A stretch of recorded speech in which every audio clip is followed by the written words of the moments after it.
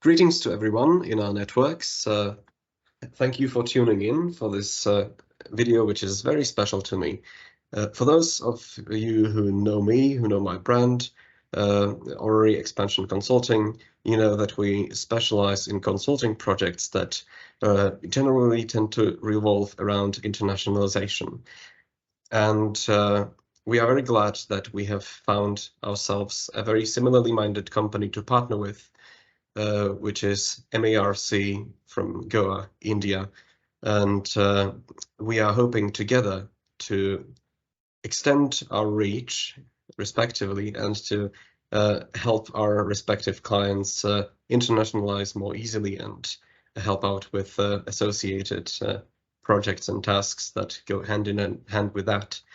We also hope to sit down every once in a while like this, at a video similar to this one, and discuss issues that are currently relevant on the global market.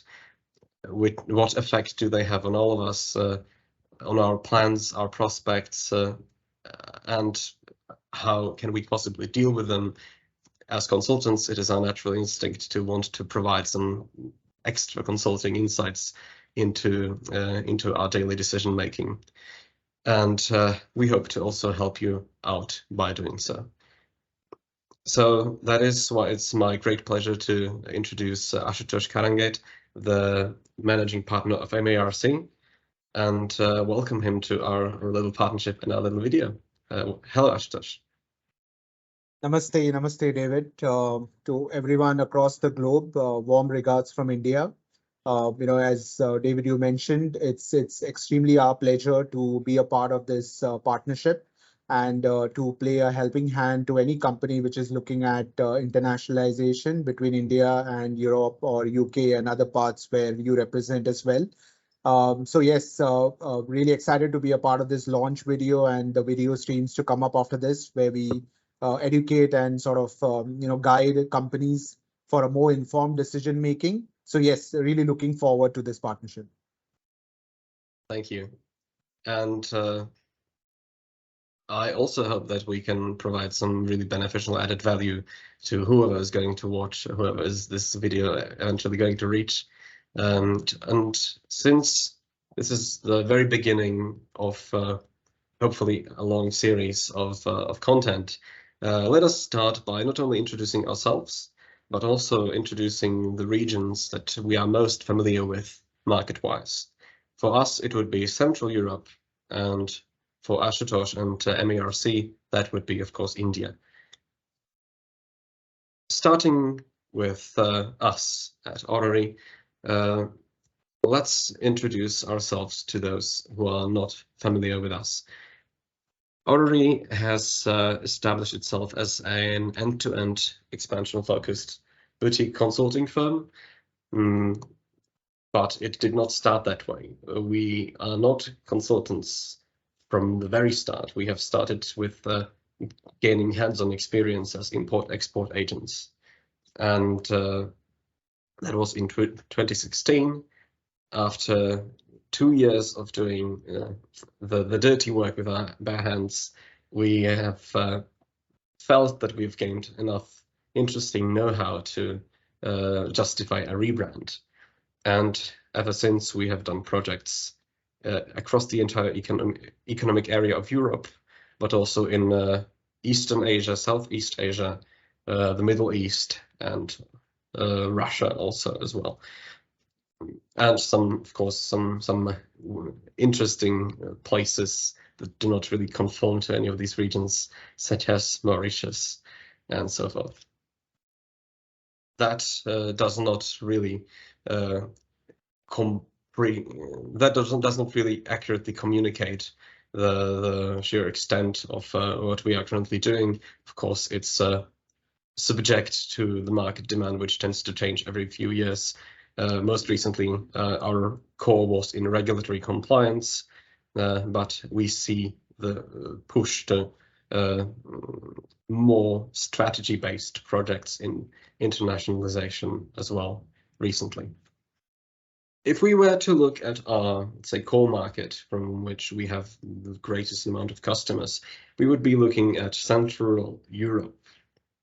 Central Europe is sometimes difficult to define, as not only people living here have a very clear and consensual understanding of what that means. For some, it's a group of 6 countries with the Visegrad 4, Czechia, Slovakia, Poland, and Hungary, plus 2 more countries, which would be Slovenia. Sometimes Austria is also added to the fold.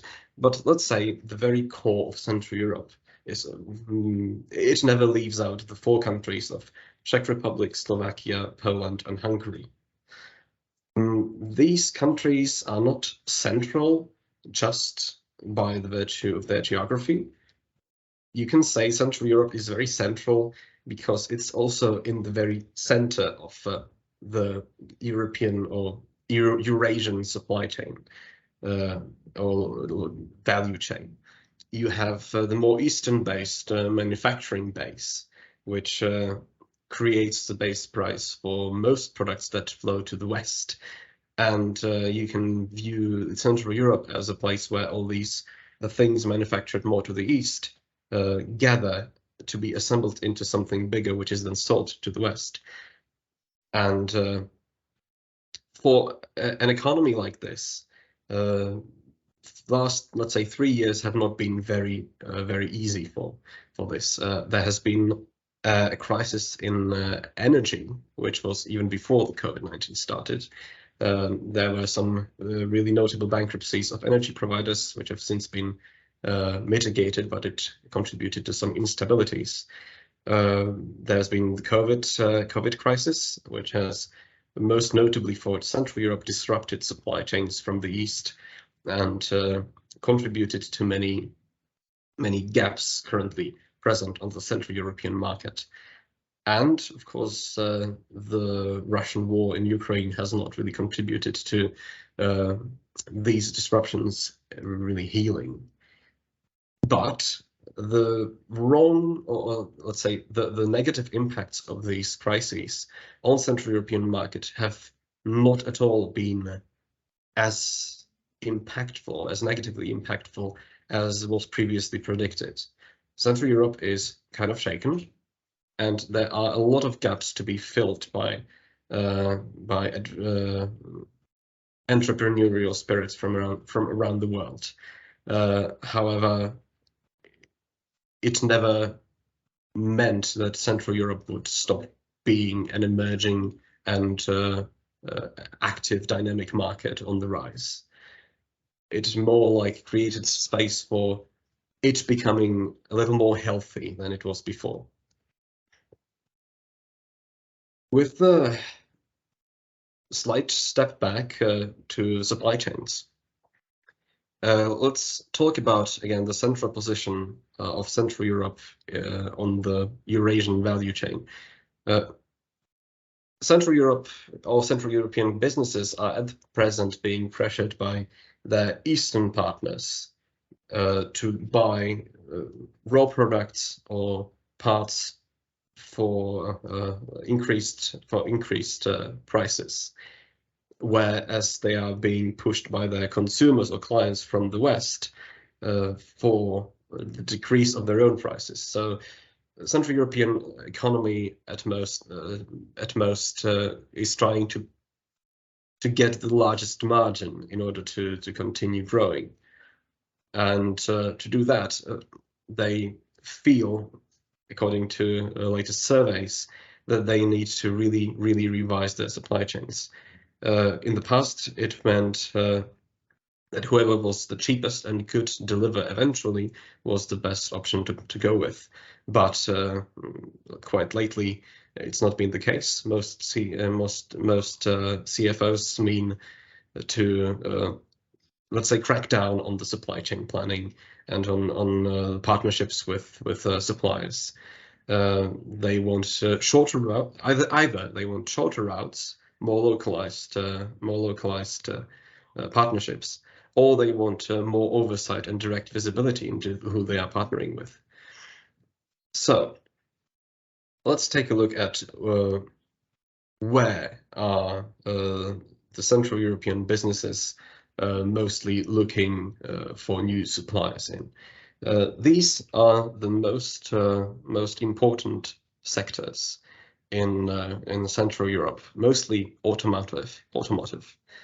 Automotive is one of the biggest employers, if not anything else, in the region, and I think many Indians also would be familiar with one of the most popular native brands, which is Škoda Auto, which has developed even many models which are just custom made for India, and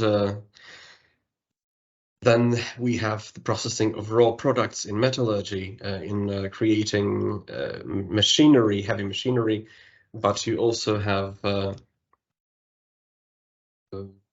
advanced special materials. Central Europe is a hub of research institutes which create, for example, very interesting nanomaterial manufacturing businesses. And also things like construction market or consumer retail products industry. That's all about taking raw products from, let's say, more eastern or southern suppliers and assembling them and manufacturing them for the West, going westwards to Germany, France, the UK, and so forth. Now, what would be the most interesting opportunities for an Indian business, for example, to seek in Central Europe? As I mentioned, there are many gaps in Central European supply chains. The status quo, so to speak, which would be, let's take everything mostly from China, even if it takes a long time and long route to get here, and because it's cheap. And that doesn't work anymore for many Central European businesses. They now demand similar prices, but with more, let's say, active role of the supplier in the partnership. They are looking for a much more for a much deeper relationship with the new partner, and they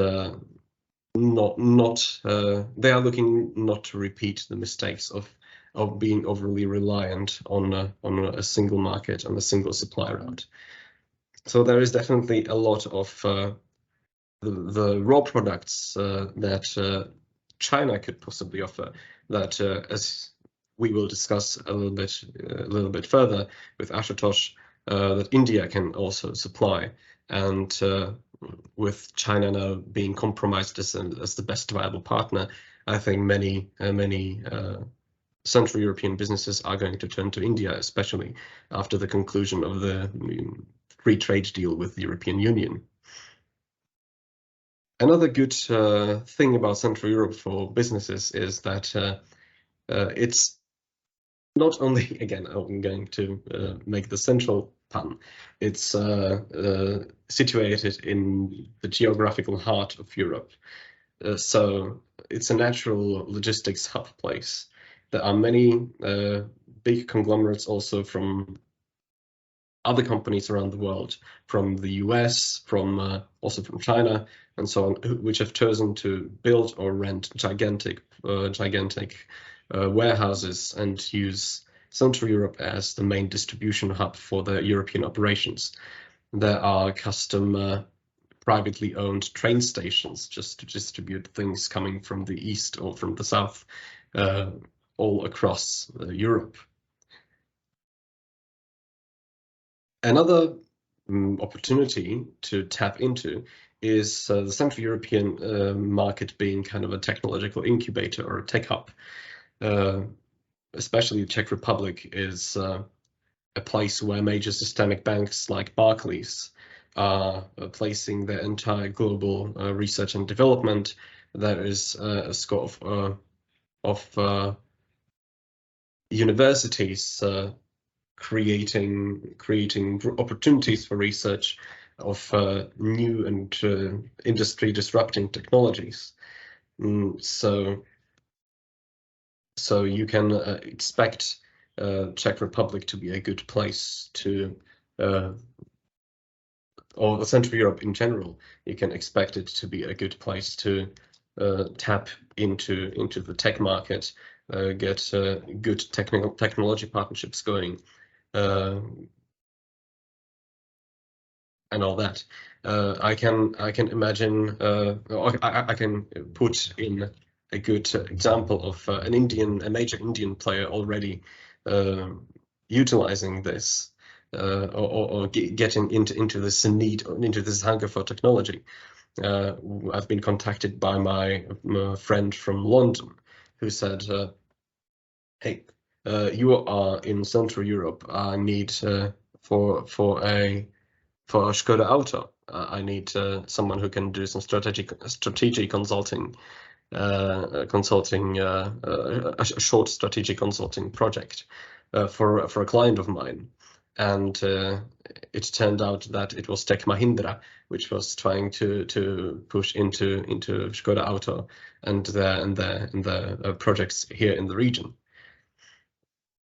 And you may think that with how large role tech plays in the Central European market, there would be perhaps a lot of people already here trying to utilize this niche, and perhaps it's too much if we take a look at challenges. One of the major problems of many Central European industries, and tech being the most afflicted by this, is the overemployment. Central Europe is the region with the highest employment rates in Europe, up to the point when it's detrimental to the economy.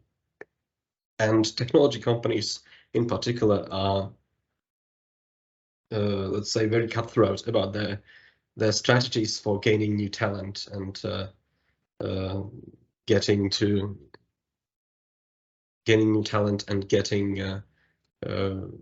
workforce to stay with them, or in poaching tactics. They are also very unscrupulous. So with how many qualified engineers India produces, with how many engineer or IT procurement companies are there in India, there is especially for that there is a market today, as many employees do not feel like being poached anymore at this moment, since the economic slowdown that is mostly affecting ordinary people, not companies, but people mostly. And so there is a hunger which is for the IT workforce that is not going fulfilled at this moment. So this can be not just a challenge, but also a good opportunity. I've had a client who was a software development company from the Central Europe, who felt the market here is quite saturated, and to grow they needed an extra workforce and extra opportunities elsewhere, and expansion to India was the choice they went with in the end to solve this issue. Another challenge in the Central Europe is unfortunately bureaucracy. This used to be the Eastern Bloc, where everything was done by the book, and the book was very long, very boring, and very full of redundant rules that don't make any big sense in modern world. However, they still keep to them. So unfortunately, everybody trying to be active in this region should expect longer than standard dues for everything, and perhaps an inspection or two if the business is from a regulated industry. This is certainly something that is going to happen, especially since Central Europe is entirely a part of the EU common market, and not only does the localized bureaucracy apply, but also the harmonized European bureaucracy is going to apply.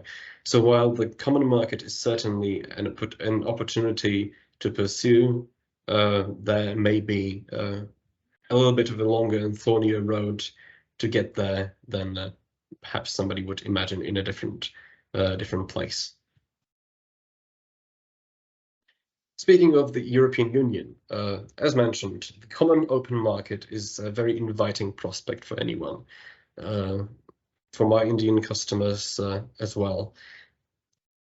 And once the regulation gatekeeping is kind of passed, it's an enormous benefit, since it allows a company to mostly disregard the other regulations of different countries.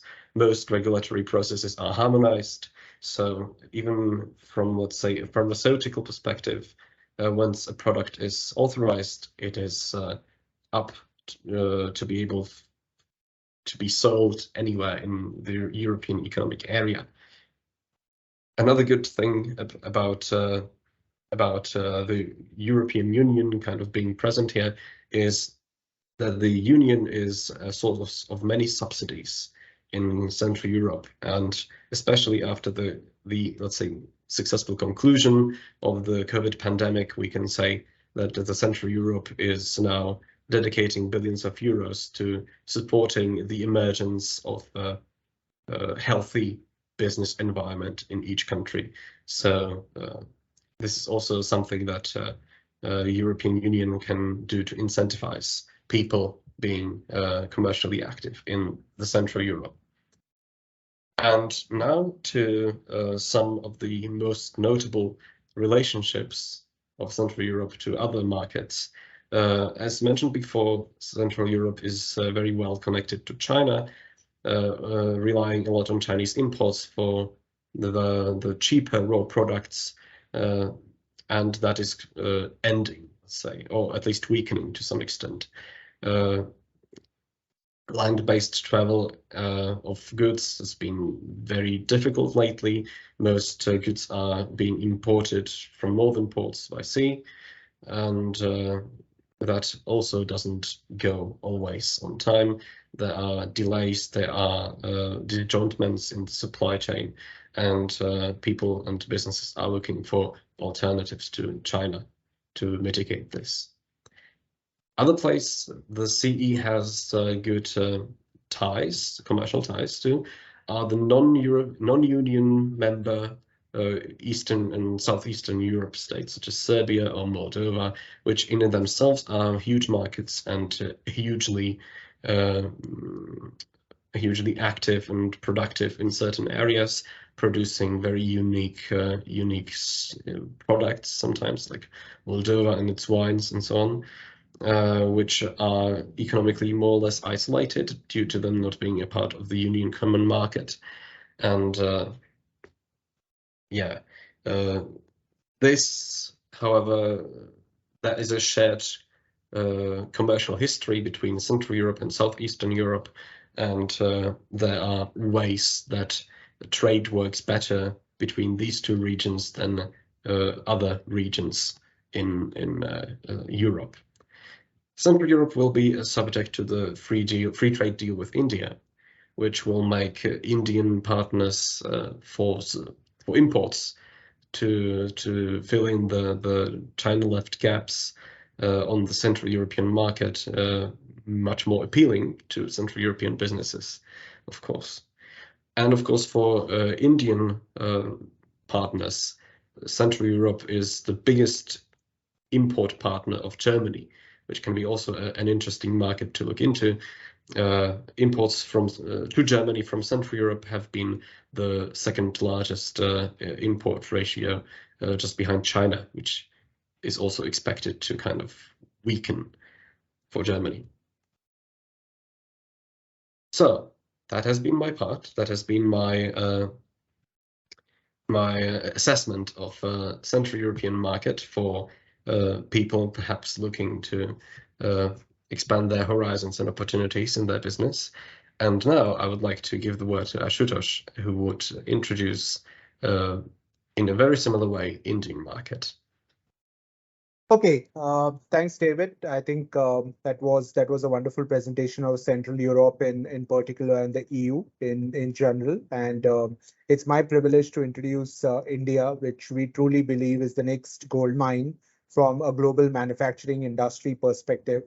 I think a lot would have been heard and read about India in the last 5, 6 years or so in terms of India moving up the ease of doing business ranking, which has been quite significant in terms of its growth as a manufacturing destination.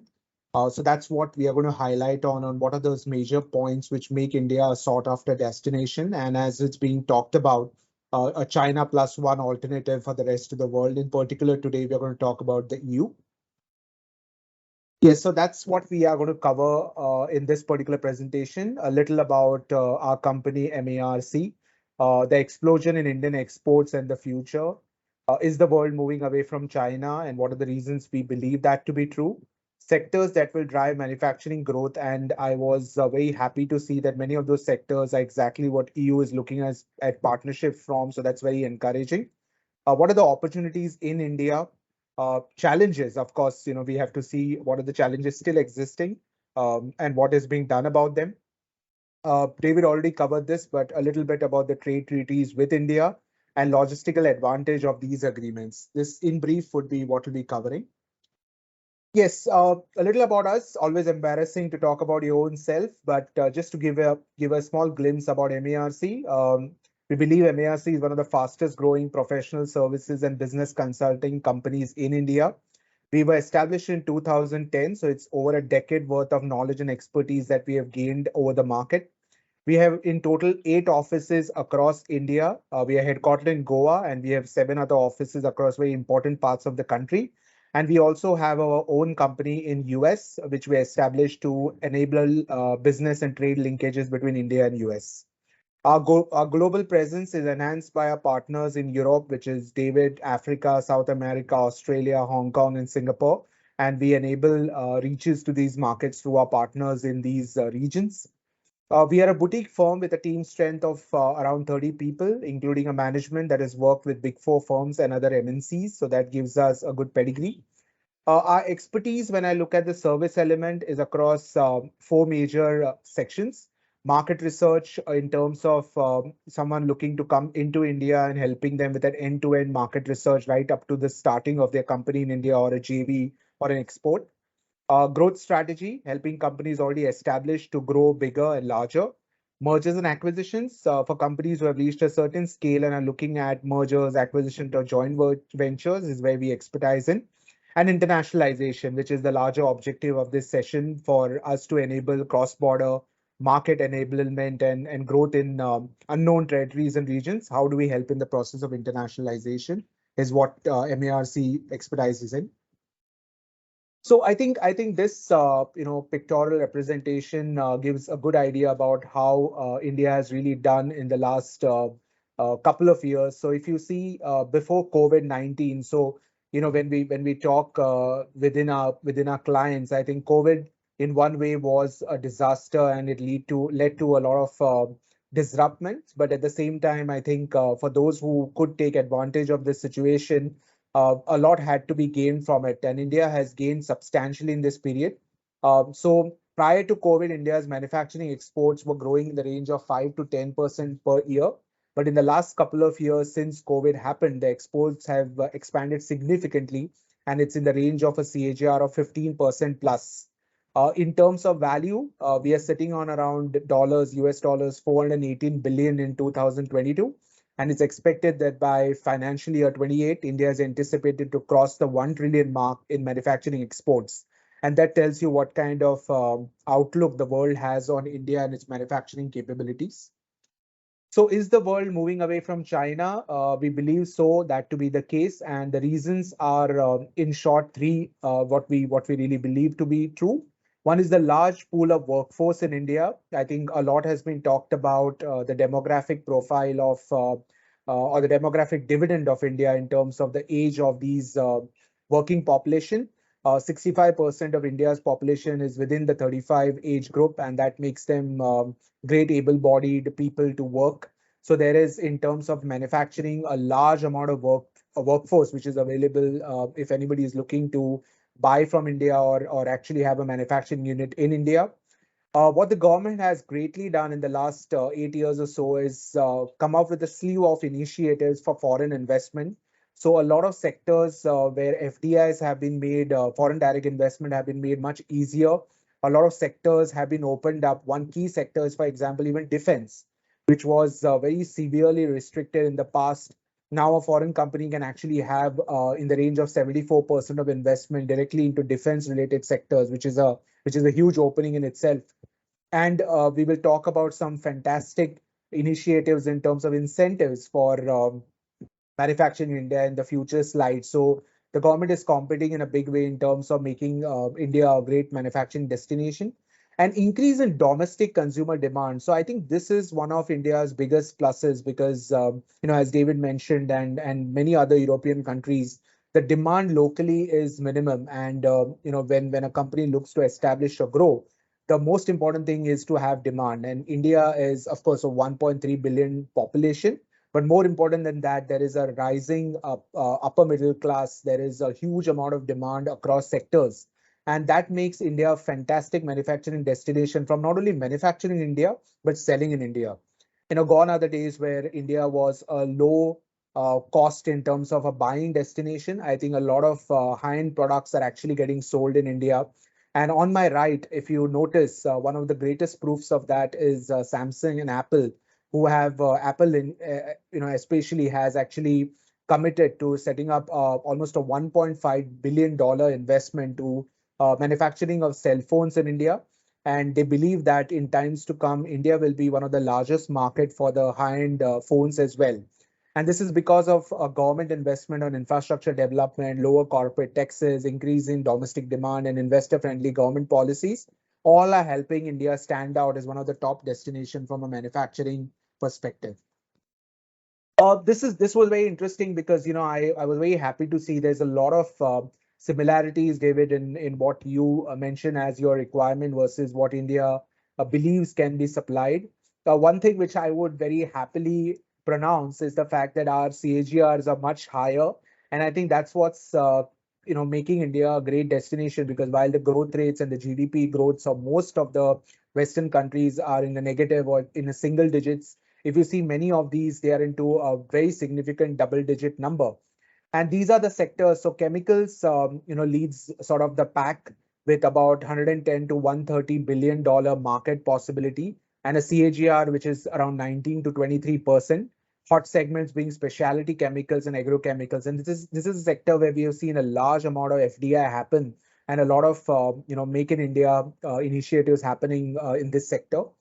Pharma has always been a large domain. I'm sure you must have heard of the fact that the highest amount of vaccines eventually got exported out of India. So India not only was able to serve its large Indian population, if I may add, and at the same time even export. So that was a proud moment for India. So it's a 45 to 50 billion growing market, and it's a 16 to 18% CAGR. APIs is one of the biggest segments under that, and this is where India is challenging China in a big way to believe that we can make APIs in India and do an end-to-end product market, and drug intermediaries as well. Industrial machinery, I think this is something David mentioned about, and it's a big market in India as well, with a very healthy CAGR as well. Food processing machines is one of our major sectors because of what's happening in India as well. Because food industry is one of the largest growing industries in India, and as a result of that, food processing machines are becoming important along with textile machines. I want to make a mention over here that gone are the days when India is to rely on lower quality materials and manufacturing equipment. We are talking about pretty high grand or high rated machines over here. So many times these machines are imported from Germany and many other Western or European countries, which is a big sort of a plus for any EU country looking at exporting to India. Electricals and electronics, I think this is one sector which is almost matched up to chemicals. And that's because a lot of incentives the government has showered on this particular industry. And it's been very strategically done because India was also dependent on China for many of the components in electricals and electronics. And a large amount of India's foreign exchange was getting lost because of this. And that's where the government has said that, okay, let's ensure that all these components are made in India. And if you see the CAGR, this is the largest, so 35 to 40% growth rate. Mobile phones and industrial electronics are the biggest segments. So you have most of the big brands in the world now manufacturing out of India. I won't say that we are still not importing, we are, but I think things are going to get better as time goes by. Automotive is another big sector which India is really looking very positively towards. In the recent past, there was a big news about a very eminent personality across the world, either loved or hated, and that's Elon Musk.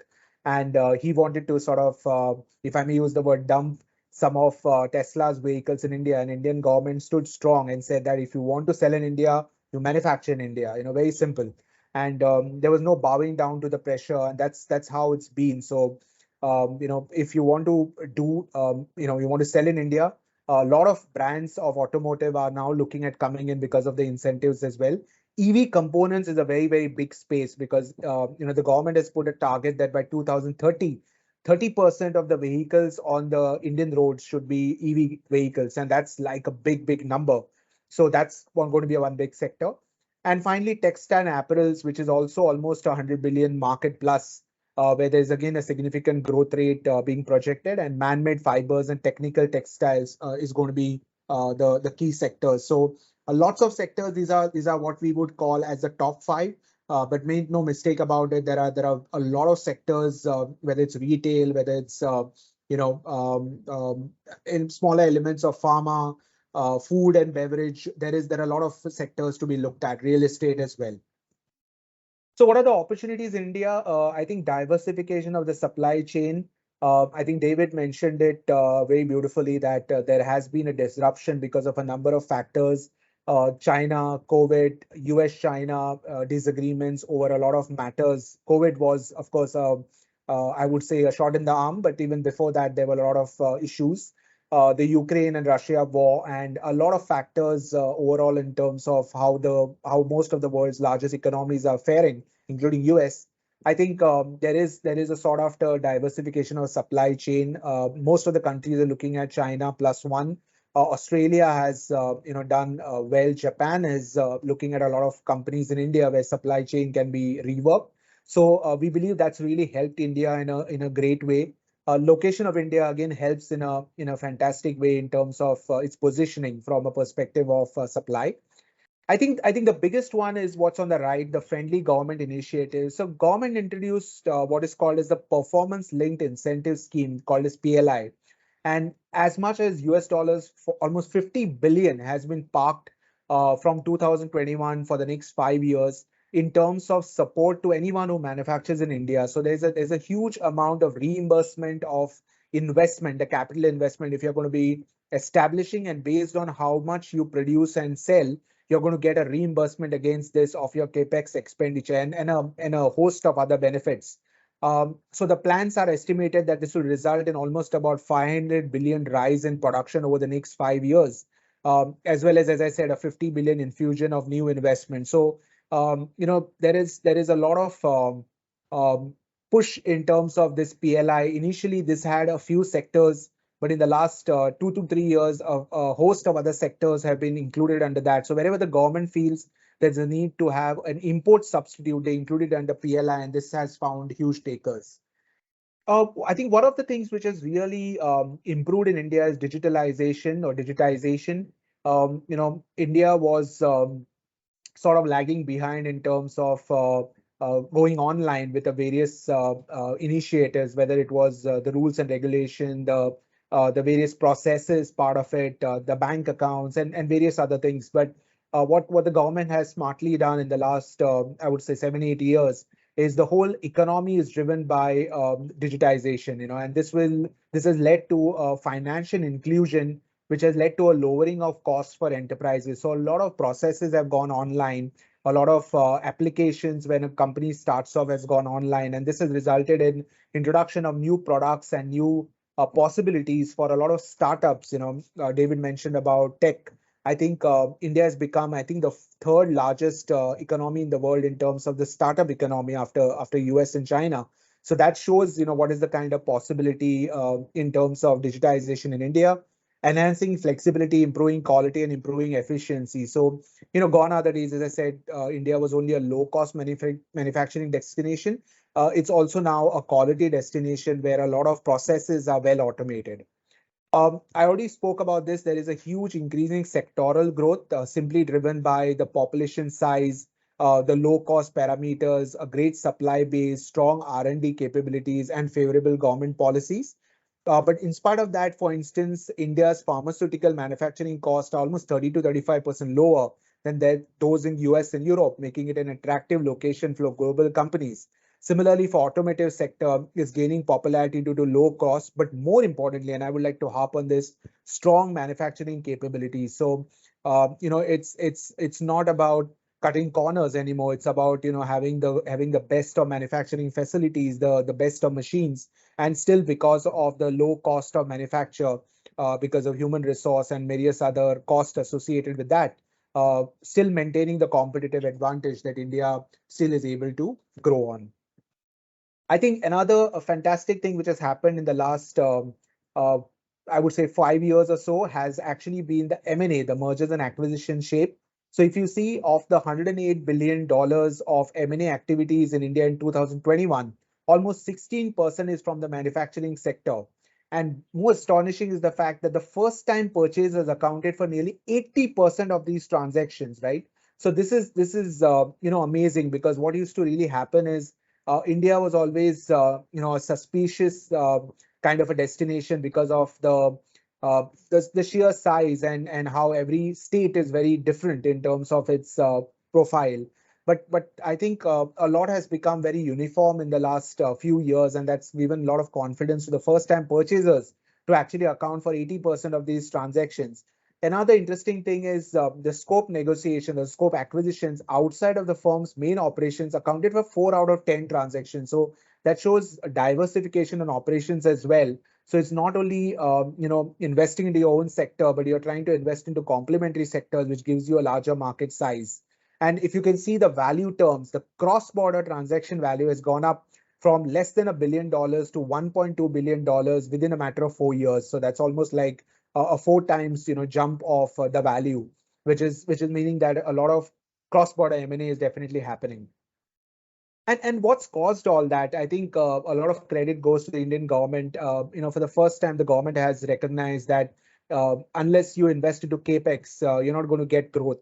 So I think what the government did is, in spite of the pandemic causing a huge disruption in India's economy, and we went significantly down in that particular period, the government kept investing into India's capex, and that really helped it rebound really strongly. So for FY23, for example, the Indian government has budgeted a $100 billion increase in capex, which is almost a 35% year-on-year increase, and that's not easy for a developing economy like India.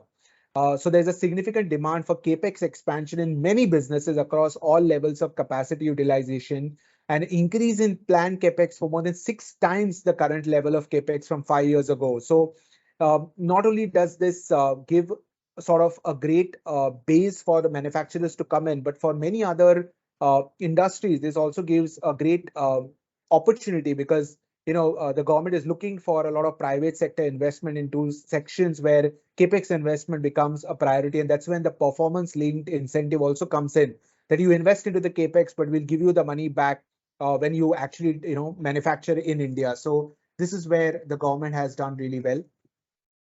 Every coin has two sides. So while we are speaking all hunky dory of India, there is no doubt there are some challenges still existing. So I think infrastructure development still happens to be a challenge. China still benefits from large scale manufacturing. India, for that to happen, is going to take some amount of time, but we believe we are on the right track. The condition of Indian roads, when I talk about that, let me also mention that there is a golden quadrilateral being formed, and India has, under its able ministers, created a record in terms of the per sort of a square kilometer addition of roadways, which are being done on an everyday basis. So a significant addition of improvement is being done by that. There are still some labor laws which are archaic in nature, which are being transformed. Weather condition at times create a problem. Very less can be done with it, but I think we have to live by that part of it. So India is looking at finding innovative and cost-effective solutions to improve the transportation of goods within the country. GST, which is a one nation, one tax, has definitely made moving around the boundaries of the country very easy. Initially, there was very difficulty in terms of moving state boundaries, but that's become very easy now. Um, the further investment in infrastructure development and modern technologies is and going to help improve the time and cost to do business. So this is one small issue. Labor laws I already spoke about, and shortage of skilled labor. So while there's a lot of manufacturing labor available, there is only about 5% which is formally skilled, which is a much lesser percentage as compared to if you see China, US, UK, Germany, and otherwise. Having said that, the government has also initiated what we call as a Skill India policy, and this has been really pushed from the central level downwards, where they're looking at skilling India in a very big way, and a lot of incentives have been provided for that, where they're looking at certain sectors where they know skilling is important, and this is going to help in the times to come in terms of getting more skilled labor on the job. India has a great supply in terms of engineers and different other the management graduates and stuff like that. So numbers is not an issue at all, but skilling is a bit of a challenge where there is a lot of development happening. I think David talked about this. India is looking at treaties with India and Europe. So there is an India-EU free trade agreement already in place. At this point of time, India is on the 10th number in terms of the trading partner of EU. But I think both EU and India has recognized that India can go much higher up the value chain in terms of providing supplies and vice versa as well.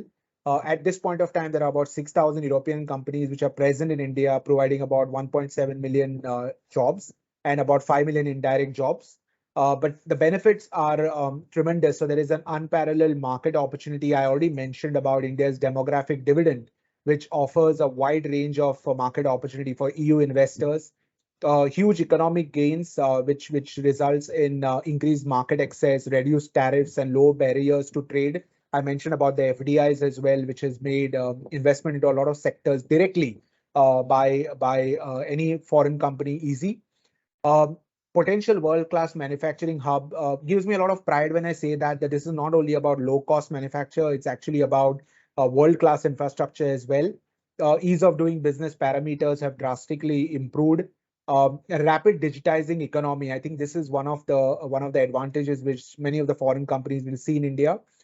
Export-oriented production, I think I already mentioned about a lot of key sectors where there is a lot of thrust in terms of government incentives, where if you export, there's a lot of benefits to be taken up, and there is a lot of sectors where there is tremendous market, whether it's textile, leather, sports good, which can be exploited for a perspective of Indian economy. And advanced technology supporting manufacturers. So India is establishing incentive hubs and logistics corridors to expand advanced technology, which also can be taken advantage of in terms of EU and their move into India. I think that's pretty similar about UK as far as my knowledge grows. This is still in discussion, so this has not been closed.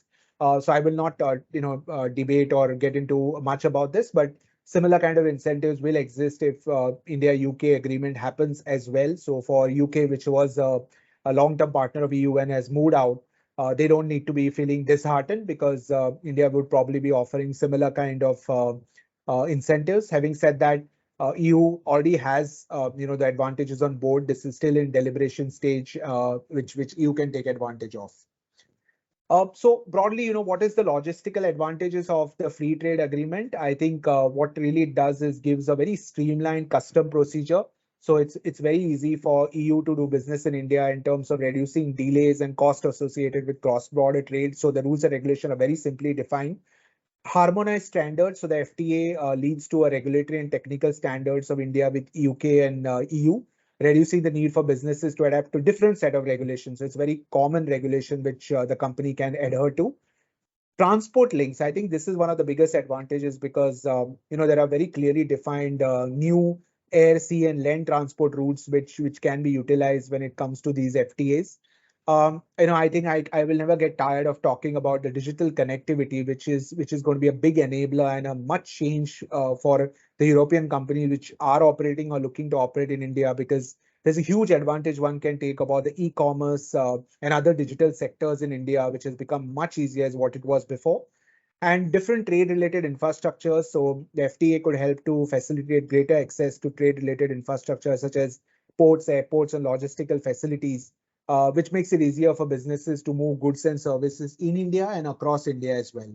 So I think these are really the advantages of the free trade agreements, which is right now there between EU and India, which can be taken advantage of. In a summary form, I truly believe that there is a lot to sort of gain from India for a perspective of what really can be achieved in terms of EU and India, in terms of the markets and the exports. And in association with Orrery and David, I think what we are really looking to do is make very easy sort of a roadmap or a roadway for companies which are looking at either India or EU in terms of yeah. So that's the whole objective of this. So thanks, David. That's for the time, and hand it back to you now.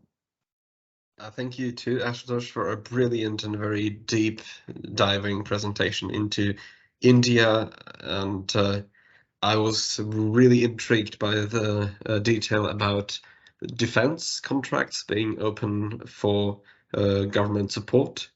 There is currently a new aircraft carrier being built, the INS Vishal. So, ladies and gentlemen from European heavy industry, if you want to get in on the action, you know who to call. Thank you, Ashutosh. It was wonderful to talk with you, and I hope to repeat it very soon with a different topic this time that we will announce beforehand, so you can all know to tune in to our, this time I think, the live talk. So goodbye, Ashutosh, goodbye, network, and see you all very soon. Thank you, David.